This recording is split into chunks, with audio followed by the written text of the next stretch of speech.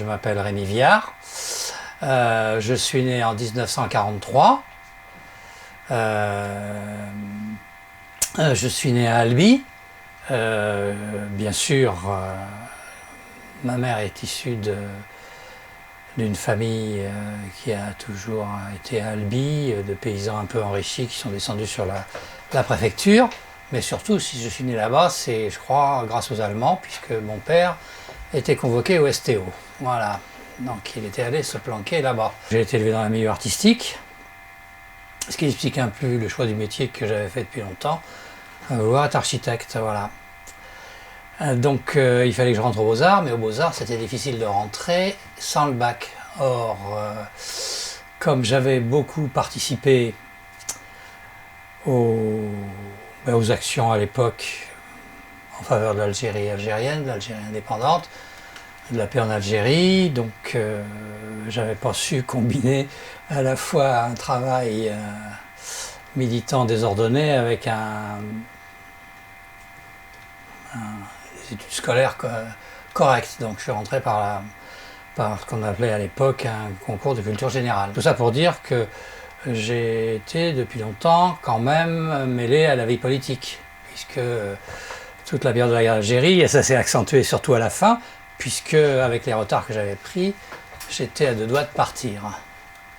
Et donc je sais qu'à l'époque, j'avais pris des contacts. Est-ce que j'aurais eu le courage de partir? Je ne sais pas. Mais des courage avec une filière pour foutre le camp en Suède.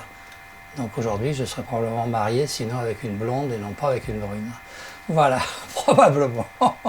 Pendant la guerre d'Algérie, j'étais organisé à la jeunesse communiste, puisque j'étais responsable du cercle de la jeunesse communiste de Jacques Decour, qui était un lycée qui était très actif sur ce plan-là.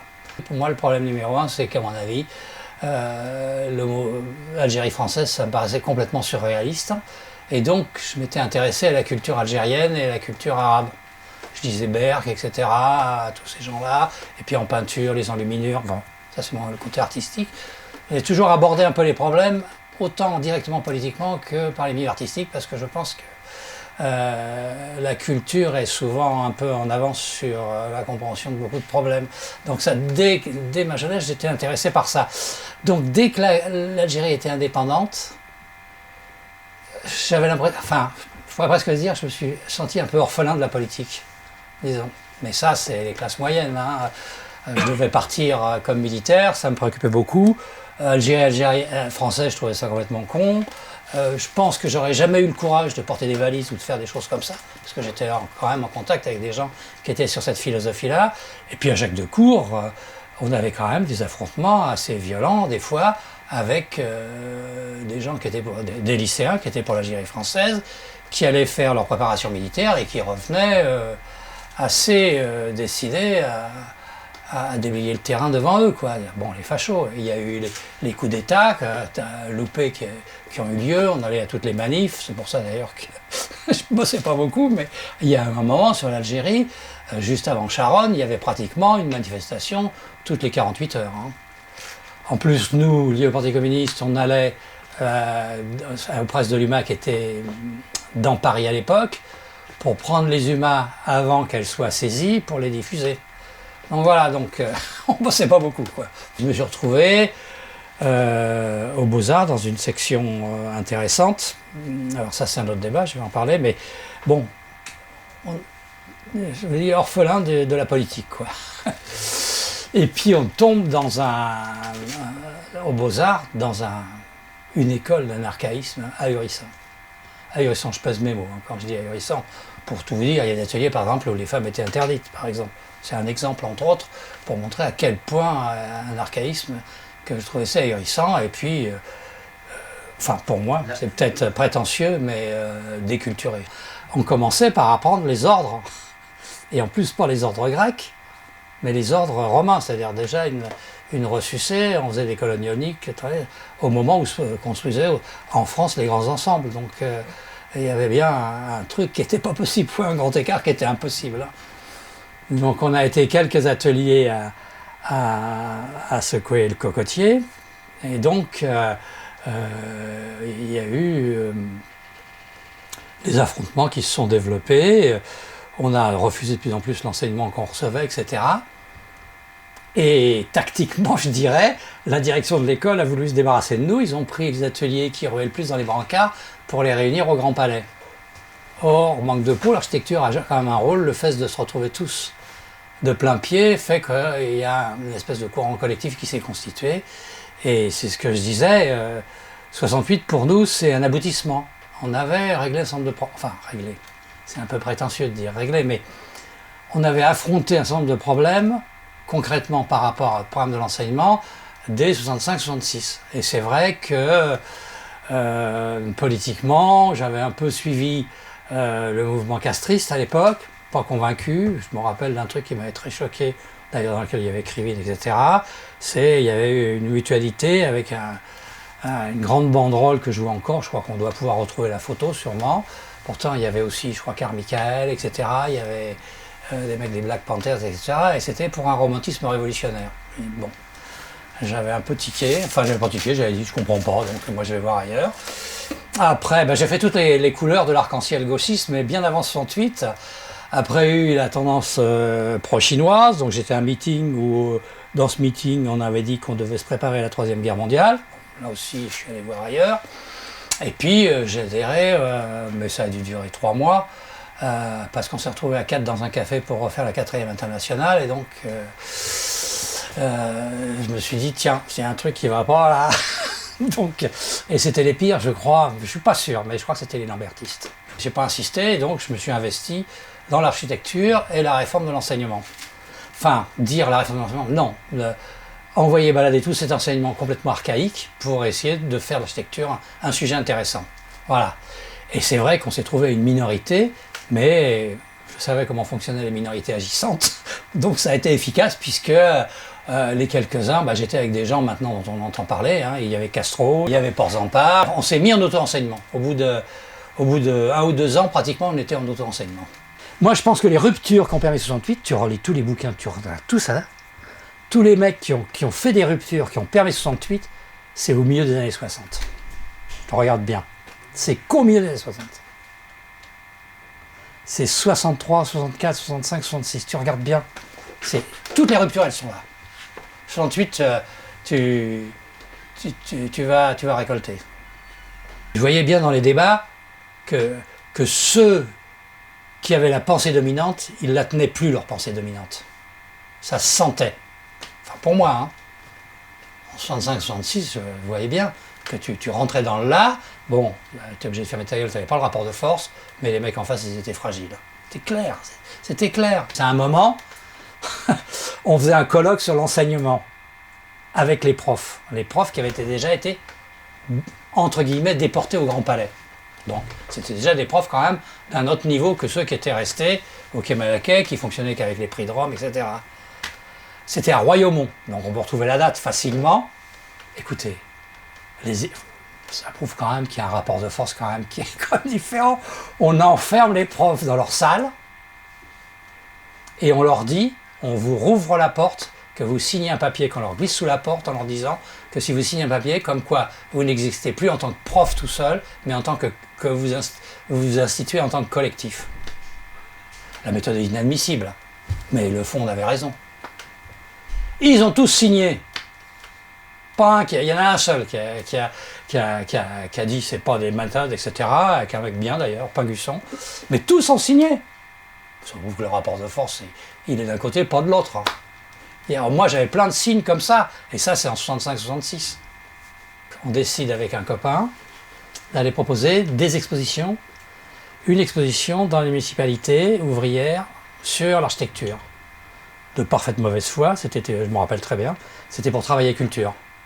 C'était une spirale où vous aviez tout ce qu'avaient proposé les architectes depuis le début du siècle, qui était en couleur bien sûr, et la spirale vous repreniez dans l'autre sens pour repartir dans l'autre sens, et tout ce qui était réalisé aujourd'hui est bien sûr en noir et blanc.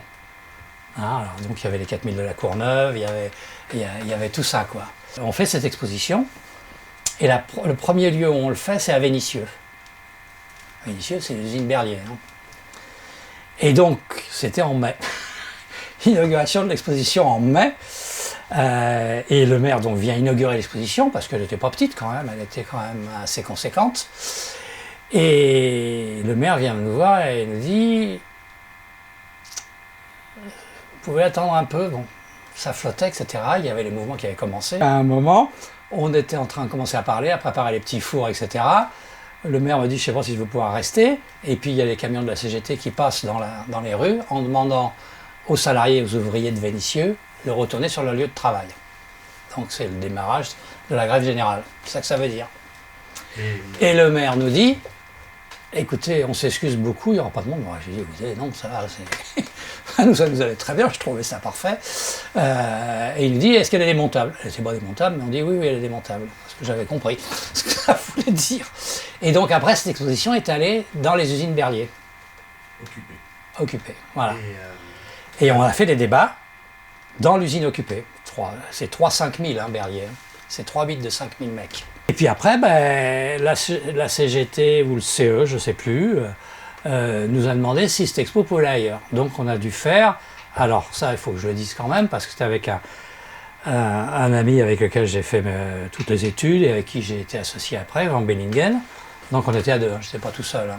Hein. Donc on a fait plusieurs usines dans la région lyonnaise. Et moi j'ai continué après en région parisienne, en Seine-Saint-Denis, à Babcock, au Bourget, aux usines du Bourget, etc. Bon, à la fin, c'était plus possible, elle était en ruine, le truc. Et donc, c'était des débats sans fin. Et donc, je retournais de temps en temps aux Beaux-Arts, et je les entendais gueuler contre la CGT, et je leur disais qu'ils me faisaient chier. Voilà. Parce que je voyais bien que si on pouvait faire ça, c'était parce que les usines étaient en grève et que les sites étaient occupés et que la police ne pouvait pas aller partout, quoi. Voilà, donc en gros c'est ça. Et puis même à un moment, ils ont pris une position avec laquelle j'étais en désaccord. Alors je ne sais plus quel groupe c'est, mais je pense que c'est les trotskistes-lambertistes qui ont fait ça. J'étais avec eux d'ailleurs, hein. On a occupé les locaux et même presque, je crois, pratiquement les appartements du directeur de l'école des Beaux-Arts pour obtenir la suppression du diplôme. Pour qu'il n'y ait plus de diplôme. J'ai dit, mais ça c'est la porte ouverte aux fils d'architectes qui vont reprendre le cabinet de papa sans problème. Donc moi, là, il y a eu en plus un désaccord politique beaucoup plus profond, en dehors de l'analyse globale, moi, sur un problème concret d'enseignement.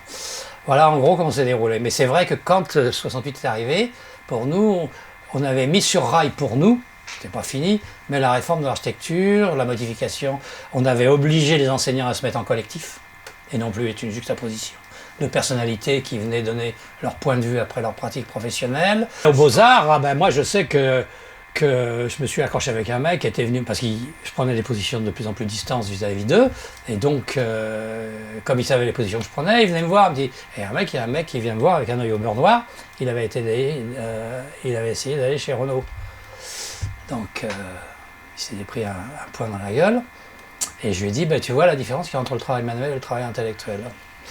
Après, j'avais plus de mal à y retourner aux Beaux-Arts. Voilà, mais ceci étant, j'ai gardé des amis dedans, il n'y a pas de problème. Hein. À l'époque, elle était tendue. J'ai participé à l'arrêt des bus dans la rue là, pour les recouvrir d'affiches avant qu'ils partent, hein, pour que ça fasse des... Ça, c'était une très bonne idée, je trouve. Hein. Les ateliers faisaient des affiches, on bloquait les bus dans la rue, jusqu'à qu'ils soient entièrement recouverts d'affiches, puis après, on relâchait les bus. Ce qui fait qu'ils passaient dans tout Paris avec les affiches des Beaux-Arts. Ça, c'était un truc, je trouve, assez efficace. Voilà, mais pour ce qui est de la réflexion sur l'enseignement, l'architecture, etc., c'était pas au centre tellement de l'activité des Beaux-Arts à l'époque. Toutes les manifs, là, fallait faire gaffe à ce qu'on faisait, quoi. Surtout que les flics, ils tiraient à l'horizontale, hein. Ils tiraient à l'horizontale. Donc, si tu te la prenais dans la gueule, t'étais bon, hein. Non, c'était clair, là. Hein. Et puis, il y avait des provocateurs. Alors, ça aussi, ça fait réfléchir, tu comprends. Un jour, je voyais un mec avec une scie, tu sais, une scie moteur, moteur électrique, même bon, peu importe, qui scie les arbres sur le boulevard Saint-Michel. Je vais le voir, je me suis fait entourer de mecs, vite, tu comprends vite, quoi. Ou alors t'es con. Mais, voilà, tu vois, donc c'était la provoque manifeste. Pour moi, le truc des étudiants ne déboucherait pas. Voilà, c'était l'analyse que j'avais fait à l'époque. Hein. C'était l'occupation des usines qui conditionnait le reste. Voilà, c'était l'analyse que j'avais. Et moi, je me baladais avec l'expo dans les différentes usines. De voir concrètement le mot d'ordre, sauvegarder l'outil de travail, ça c'est impressionnant à voir. C'est impressionnant à voir. Parce que comme j'avais le droit d'être à l'intérieur, je voyais bien les provoques qui venaient de l'extérieur, ça tu le vois concrètement, et comment ils avaient organisé l'usine comme une ville, c'est-à-dire qu'ils avaient un système de triporteurs pour aller à toute vitesse d'une porte à l'autre, d'avoir des activités, des débats sans arrêt avec les mecs qui venaient, pour ceux qui étaient un peu flous, qui hésitaient un peu ou autre, c'est-à-dire un travail sur eux-mêmes qui est assez extraordinaire, mais qui était très très différent suivant les usines où j'allais. Berlier, c'était à mon avis le top, parce qu'il y avait une organisation qui était structurée, etc. Donc tu voyais bien que ça tournait, quoi. Certains diraient facilement une organisation stalinienne, ça je le dis à leur place, c'est pas ce que je pense. Voilà. Et puis d'autres, ou alors par exemple, là je vais aller dans une usine par exemple de chimie qui avait que des travailleurs immigrés, où les mecs de la CGT arrivaient pour la première fois, n'ont jamais foutu le pied, et étaient obligés de questionner les gars pour leur dire mais vous avez besoin de quoi? Ils vivaient dans des conditions absolument effroyables, hein. Une usine chimique, la douche n'était pas sur le temps de travail, il n'y avait pas de vêtements, etc. Donc ils leur faisaient, et puis les mecs même ne savaient pas écrire, donc les délégués du personnel d'autres usines venaient pour les aider à établir un cahier de revendications et tout ça. Donc les niveaux étaient différents. Puis après, je suis allé au truc d'entretien des avions au Bourget. Et là, toc, c'est un autre niveau. C'est des cadres, hein, presque. Donc c'était pas du tout la même chose. Et le débat que j'avais sur l'architecture, moi j'ai jamais autant appris sur l'architecture que pendant ces moments-là. Hein. Je me rappelle à un moment, alors ça je sais plus dans quelle usine c'était, je me rappelle plus. Mais enfin, je fais tout un débat sur... et en plus, ce qu'avait proposé l'architecte, bien sûr, il y avait le Corbusier dedans, et la Cité de Marseille, etc. Et il y a un mec de la CFDT qui vient me voir. Je ne dis pas la CFDT pour faire un débat par rapport à ce qu'il y a actuellement, hein, c'est pas pour situer comme ça. Je n'ai pas de compte à arriver à ce niveau-là. Et donc, il me dit, alors, tu crois que j'ai fait une connerie? Je me viens de m'acheter une maison individuelle. Tu vois, tu baisses d'un ton, tu te dis, bon, ben, faut que je revoie mon discours. Tu vois, voilà, il y a des débats comme ça, et puis il y avait ce qui a été expliqué par plein de sociologues, etc., c'est la disponibilité qui fait apparaître une culture chez les gens qui est complètement étouffée. Tu vois tout ça ressurgir, remonter, parce que les mecs, ils sont pas... sous la pression sans arrêt, de faire des heures, de faire des trucs comme ça. Voilà. La condition humaine, elle est, franchement, tu la vois concrète, là, très concrètement. C'était ça qui était pour moi le plus intéressant, le plus performant. C'est pour ça que quand je retournais aux Beaux-Arts et que j'entendais leurs revendications, ça passait pas. Ça pouvait être le prémisse de quelque chose de formidable. Ça, je l'ai toujours pensé. Et je pense que ça a été une occasion manquée. Mais je crois que la politique française, c'est souvent une suite d'occasions manquées. Après, il y a eu l'instauration d'unités pédagogiques qui se sont mis en place progressivement un peu partout et qui sont devenues des écoles d'architecture.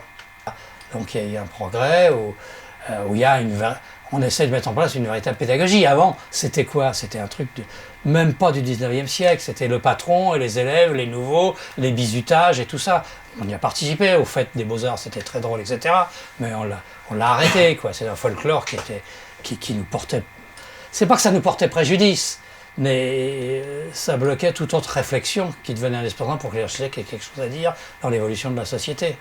Je pense que maintenant, les architectes sont quand même plus à même de participer au débat citoyen qu'ils ne l'étaient à l'époque, avec la Lavalière, restez simple, appelez-moi patron, enfin voilà, c'était... Non, quand je dis que c'était un îlot d'archaïsme ahurissant, vraiment je pèse mes mots. Après cette expérience de 68, etc., donc j'ai milité quand même pas mal, et puis quand Mitterrand est arrivé au pouvoir, bon, j'étais conscient que c'était un tout petit bout du chemin qui avait été fait, mais que c'était quand même un progrès. Je pense qu'il y a quand même certains éléments où on peut concrètement tâter du progrès, des choses objectives, mais je pensais que c'était mes enfants qui prendraient la relève. Là, je me suis gouré complètement. Voilà.